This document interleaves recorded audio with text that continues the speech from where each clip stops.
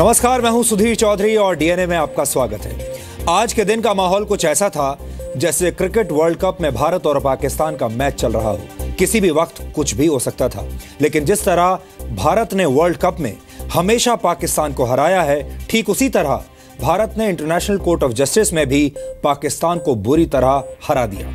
और इसकी सबसे बड़ी वजह यही है कि सत्य भारत के पक्ष में था।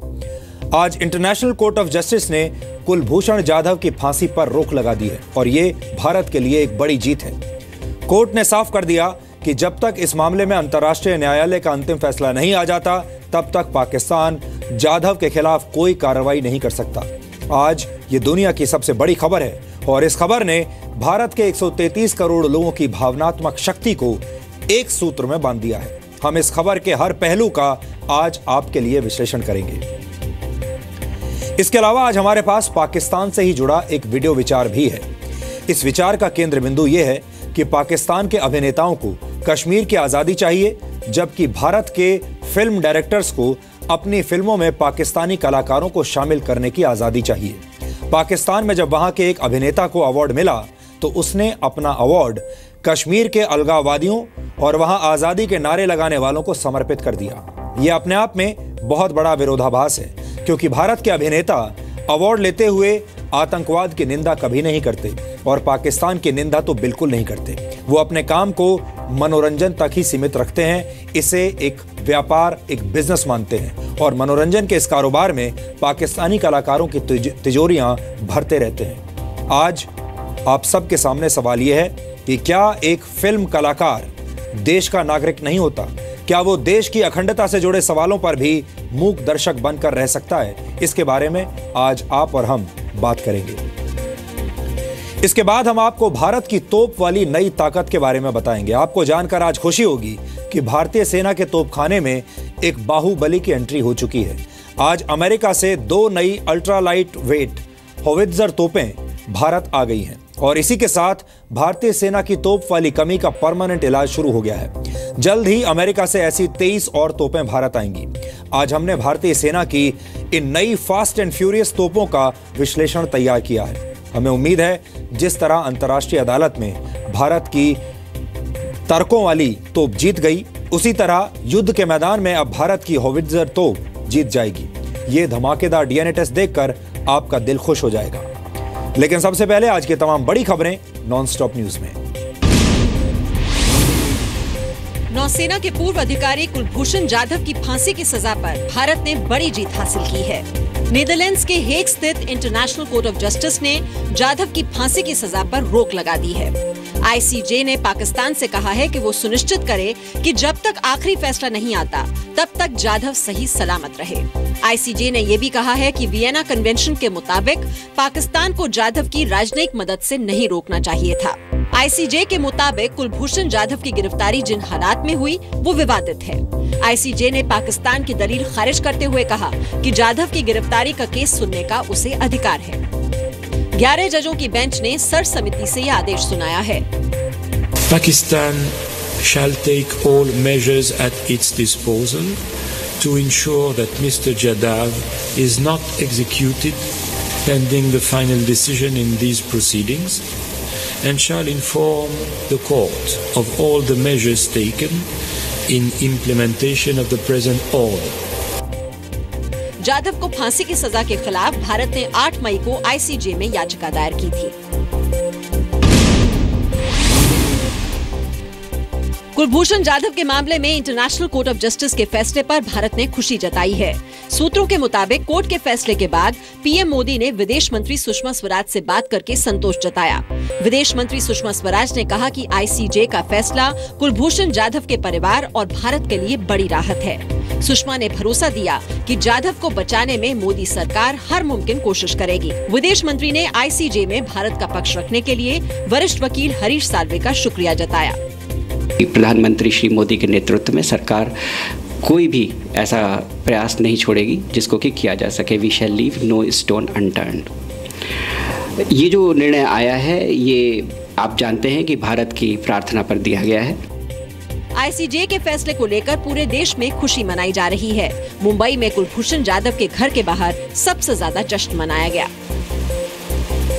जी, मैं चाहता हूं कि जी टीवी के माध्यम से देश के लोगों को पाकिस्तान की पूरी हरकत मालूम हो जो हमने इस पिटीशन में बयान किया है। कुलभूषण जाधव पर अंतर्राष्ट्रीय न्यायालय में हार के बाद पाकिस्तान ने आईसीजे का फैसला मानने से इनकार कर दिया है। पाकिस्तान के विदेश मंत्रालय ने कहा कि ये मामला देश की सुरक्षा से जुड़ा है और हम अपनी सुरक्षा से जुड़े मामलों को आईसीजे के अधिकार क्षेत्र में नहीं मानते। After India stood exposed in state-sponsored terrorism, terror financing, spying and subversive activities, it has desperately tried to divert the world attention by presenting Kulbhushan's case from humanitarian angle. Pakistan ने कहा कि कुलभूषण जाधव को लेकर उसकी अपनी कार्रवाई जारी रहेगी। नफीस जकारिया ने कहा कि इस मामले में आईसीजे में पाकिस्तान और सबूत रखेगा। ट्रिपल तलाक पर सुप्रीम कोर्ट की संवैधानिक पीठ में सुनवाई पूरी हो गई है। कोर्ट ने 6 दिन की सुनवाई के बाद फैसला सुरक्षित रख लिया है। आज सुनवाई के दौरान all India Muslim personal law board ने कहा कि वो सभी काजियों को एडवाइजरी जारी करेगा कि वो ट्रिपल तलाक पर महिलाओं की राय ले, इसे निकाहनामे में भी शामिल करे। पर्सनल लॉ बोर्ड वाले स्वयं ये मानते हैं कि कोई अच्छी बात नहीं है और इसको धीरे धीरे समाप्त होना चाहिए, तो फिर ये आस्था का मामला नहीं हो सकता, ये एक सिर्फ प्रैक्टिस का मामला है और प्रैक्टिस में हस्तक्षेप कोर्ट कर सकता है। ये अलग अलग विचार आए हैं, अब कोर्ट इस पर क्या निर्णय लेता है ये आगे समय बताएगा। वहीं इस मामले में याचिकाकर्ता सायरा बानो की ओर से कहा गया कि इस्लाम में महिलाओं और पुरुष से भेदभाव नहीं है। ट्रिपल तलाक एक पाप है और ये पाप उनके और खुदा के बीच बाधा है। करीब 30 साल बाद भारतीय सेना में नई तोपें शामिल की जा रही हैं। 2 अल्ट्रा लाइट 145M777 हॉवित्जर को सेना में शामिल किया जाएगा। अमेरिकी कंपनी BAE से खरीदी जा रही ये तोपें 1 महीने पहले ही ट्रायल के लिए भारत लाई गई हैं। इन्हें जल्द राजस्थान के पोखरण भेजा जाएगा, वहां इनकी टेस्टिंग की जाएगी। इन तोपों की रेंज 24 से 40 किलोमीटर है।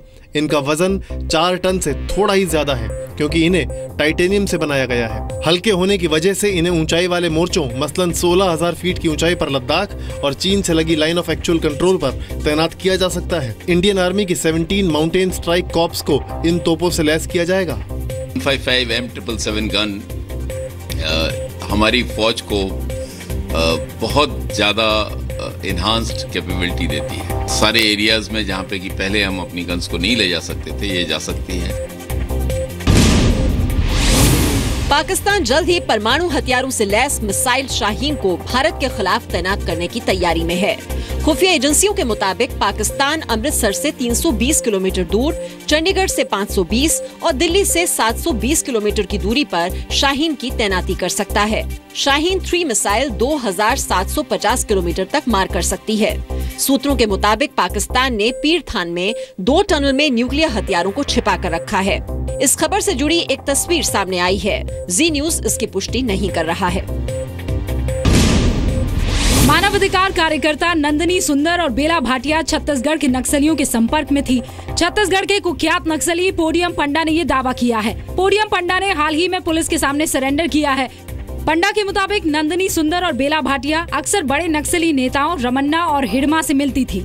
और जो सामाजिक कार्यकर्ता हैं जैसे सुश्री नंदिनी सुंदर, बेला भाटिया और जो स्थानीय मनीष कुंजाम जी हैं, उनको भी इसने बड़े नेताओं से मिलाने का कार्य किया है, ऐसा उसने अभी पुलिस को बताया है। पोडियम पंडा 1998 से नक्सली गतिविधियों में सक्रिय था। पिछले 19 सालों के दौरान छत्तीसगढ़ की सभी बड़ी नक्सली वारदात में वो शामिल रहा है। पिछले दिनों सुकमा के बुरकापाल में CRPF जवानों पर हुए हमले में भी वो शामिल था।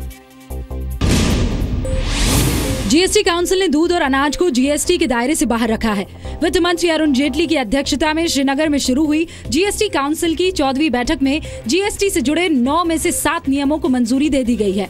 बैठक के पहले ही दिन 80 से 90% प्रोडक्ट्स और सर्विस पर टैक्स की दरें तय कर ली गई है। बाकी 2 नियम लीगल कमेटी को दे दिए गए हैं। सर्विस टैक्स पर कल फैसला हो सकता है। जो रूल्स थे GST के 7 प्रकार के वो पारित कर दिए गए। 2 पे अभी लीगल कमेटी काम कर रही है। वो जो 2 रिटर्न्स के साथ संबंधित हैं और ट्रांजिशन प्रोविजंस के साथ संबंधित हैं। GST के 4 टैक्स स्लैब में अब तक 1112 चीजों पर टैक्स की दरें तय की जा चुकी है। चाय, कॉफी, चीनी, मसाले और खाने के तेल को 5% टैक्स स्लैब में रखा गया है। 17% चीजों पर 12% टैक्स देना होगा। 81% चीजों पर 18% तक टैक्स देना होगा। इसमें हेयर ऑयल, साबुन और टूथपेस्ट शामिल है। सिर्फ 19% चीजें हैं जिन पर 28% टैक्स लगेगा। वित्त मंत्री ने भरोसा दिया है कि जीएसटी से महंगाई नहीं बढ़ेगी। Both the state government and the consumers of the state will hugely benefit by integrating the state with the GST. बैठक में सभी राज्यों के वित्त मंत्री या उनके प्रतिनिधि मौजूद थे। यूपी के वित्त मंत्री ने पूजा सामग्री को जीएसटी से बाहर रखने और केरल के वित्त मंत्री ने सोने पर सिर्फ 5% टैक्स की मांग की। जीएसटी 1 जुलाई से लागू होना है। यूपी के सीएम योगी आदित्यनाथ ने अखिलेश सरकार में नगर विकास मंत्री रहे आजम खान के खिलाफ जांच के आदेश दिए हैं। कांग्रेस नेता फैजल लाला ने आजम के खिलाफ वक्फ बोर्ड की संपत्तियों में हेराफेरी के आरोप लगाए थे। इस सिलसिले में उन्होंने राज्यपाल राम नाईक से शिकायत की थी, जिसके बाद राज्यपाल ने इस बारे में सीएम आदित्यनाथ को चिट्ठी लिखी थी। सीएम योगी ने इस मामले में स्टेटस रिपोर्ट राजभवन को भेज दी है। वहीं मुरादाबाद के दारुल इफ्ता जामिया नईमिया के धर्मगुरु मुहिब्बे अली नईमी ने आज आजम पर कब्रिस्तान की जमीन पर जबरन कब्जे का आरोप लगाते हुए उनके खिलाफ फतवा जारी किया है। केंद्रीय पर्यावरण मंत्री अनिल माधव दवे का आज दिल्ली में हार्ट अटैक से निधन हो गया। दवे कई दिनों से बीमार चल रहे थे। एम्स से उनका पार्थिव शरीर दिल्ली में सरकारी निवास ले जाया गया, जहां श्रद्धांजलि देने पीएम मोदी और उपराष्ट्रपति भी पहुंचे। पीएम ने अनिल माधव दवे के निधन को अपनी निजी क्षति बताया है। अनिल माधव दवे 2009 से राज्यसभा सांसद थे। उन्हें 5 मई 2016 को स्वतंत्र प्रभार का राज्य मंत्री बनाकर पर्यावरण मंत्रालय दिया गया था। I feel very sad on the untimely demise of my colleague Shri Anil Madhav Dave. इतनी जल्दी हमें छोड़ के चले जाएंगे कल्पना नहीं थी। ये बहुत ही दुखद है। मैं अपनी बहुत ही विनम्र संवेदना प्रकट करता हूँ। अनिल माधव दवे का पार्थिव शरीर शाम को भोपाल ले जाया गया। उनका अंतिम संस्कार उनकी वसीयत के मुताबिक कल भोपाल के पास बांद्राभान में नर्मदा और तवा नदी के संगम स्थल पर होगा।